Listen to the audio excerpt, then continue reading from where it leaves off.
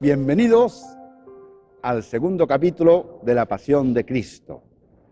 Continuamos cronológicamente dejándolo en la última cena de Jesús con sus discípulos, con sus amigos. Ya no estaba Judas Iscariote, Judas estaba en el templo. Pues bien, Jesús cogió el pan ácimo. El pan ácimo, como dije en el primer capítulo, es un pan sin fermentar, en honor a los hebreos que huyeron de Egipto. Si queréis ver las características legales de la cena de Pascua, lo tendréis en el Antiguo Testamento, en el libro del Éxodo, capítulo 30. Muy bien, pues Jesús partió el pan y se lo dio a los 11 discípulos. Como digo, Judas no estaba presente.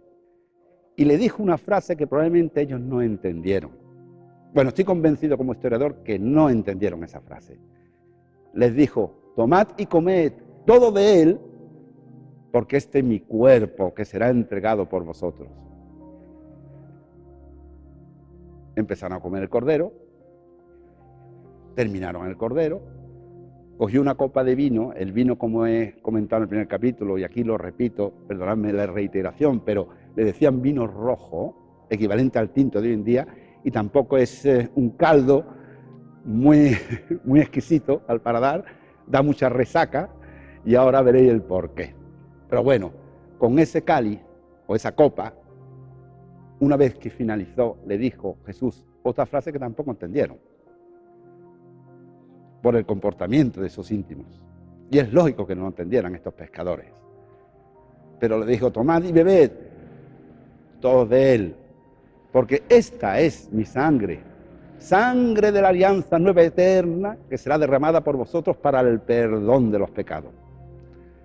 Y dijo algo que aquel niño, que ahora desvelaremos quién es, lo retuvo.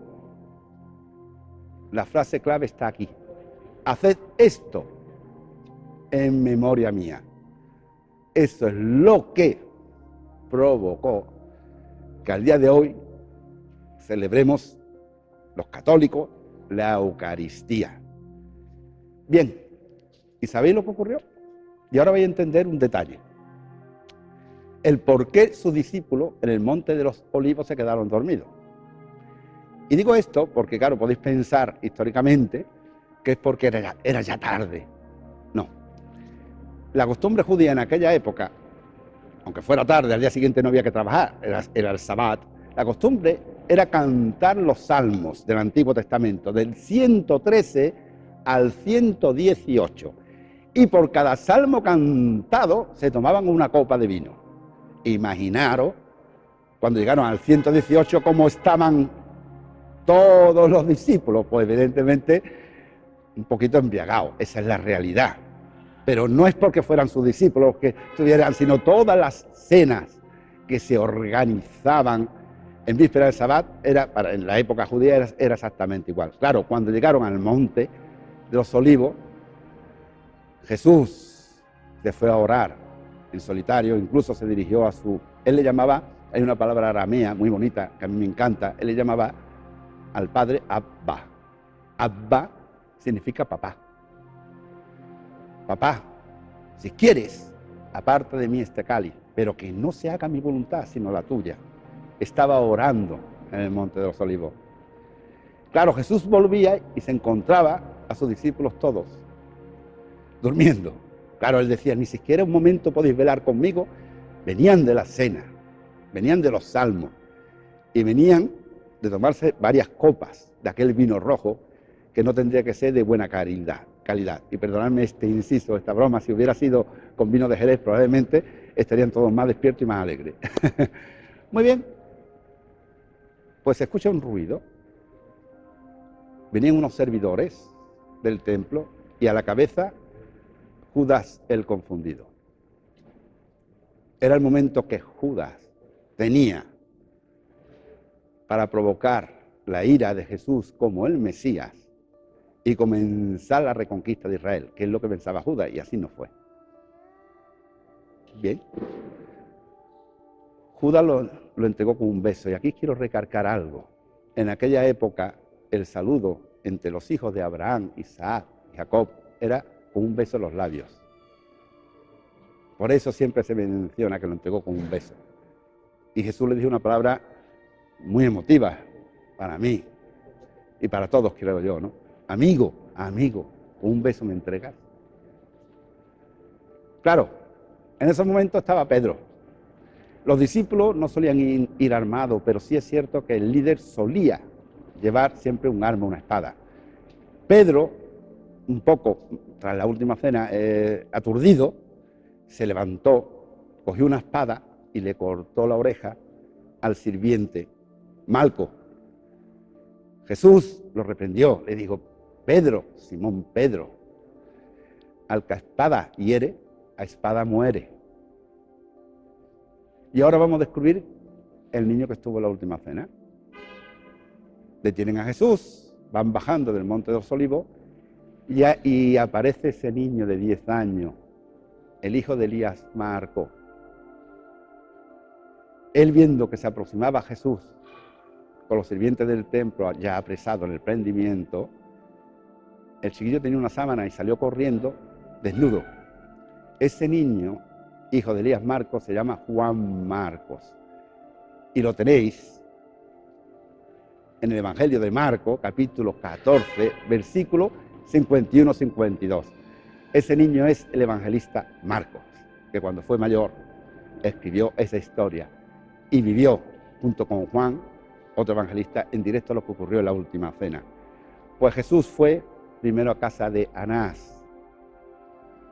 Era ya tarde, era a las 5 de la mañana y se amanecía a las 6. Pero ya estaba saliendo el sol un poco por el horizonte. Juan tenía contactos con una portera. Juan Zebedeo, el discípulo Juan, discípulo amado por Jesús, tenía contacto con la portera de la casa de Anás. Hizo las gestiones para que Pedro y él pudieran estar cerca. En ese momento abrió la portera, pero Pedro era muy impetuoso y cometió un gran error. ¿Sabéis cuál es? Que comenzó a hablar con Juan. Enseguida la portera detectó que su acento era de Galilea. ¿Por qué? Porque en Galilea se hablaba arameo y en el sur, en Jerusalén, hebreo. Se cambia el acento, te delata, ¿no? Por poner un ejemplo, ¿no? En hebreo, rabí, y en arameo se diría rabuní. Es similar, pero no es igual. La portera, cuando Pedro entró, le dijo: tú eres uno de ellos. Jesús estaba dentro de la casa de Anás, ¿eh? Y la portera le dijo: tú eres uno de ellos, tu acento te delata. Y Pedro le dijo: no conozco a este hombre. Él avanzó, pero no sé lo que ocurrió porque miró alrededor y se encontró solo. Juan no estaba allí. Y en medio, la casa de Anás, en la parte exterior, había un gallinero muy cerquita, pero era un patio. El patio estaba rodeado de columnas, estilo claustro. Y en medio estaban unos sirvientes del sumo sacerdote calentándose porque refrescaba la noche. Estamos hablando de las 5 y pico de la mañana.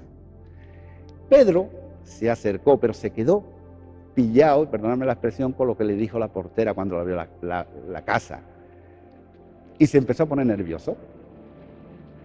Se acercó al fuego, se calentó para disimular, pero él se marchó corriendo y se colocó detrás de una columna. De nuevo la portera le dice: no, tú eres uno de ellos. Y Pedro vuelve a decir: no, yo a ese hombre no lo conozco de nada, cada vez más nervioso. Pero uno de los que estaban en la hoguera, un amigo de aquel Malco que en el prendimiento, Pedro le cortó la oreja, dijo: no, yo te conozco, yo te he visto en el Monte de los Olivos, tú eres uno de ellos. Y Pedro, nervioso, empezó a maldecir. Había ya cantado el gallo una vez.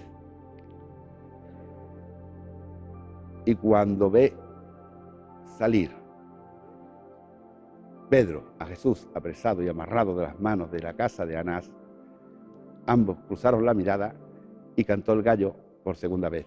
Y Pedro recordó aquellas palabras: antes de que cante el gallo 2 veces, me negarás 3. Aquello lo hizo llorar amargamente. Y con esta secuencia finalizamos el segundo capítulo. Os esperamos, reemplazamos al tercer capítulo, en donde estaremos con Poncio Pilato, con su mujer, Claudia Prócula, y con María de Nazaret. Muchas gracias.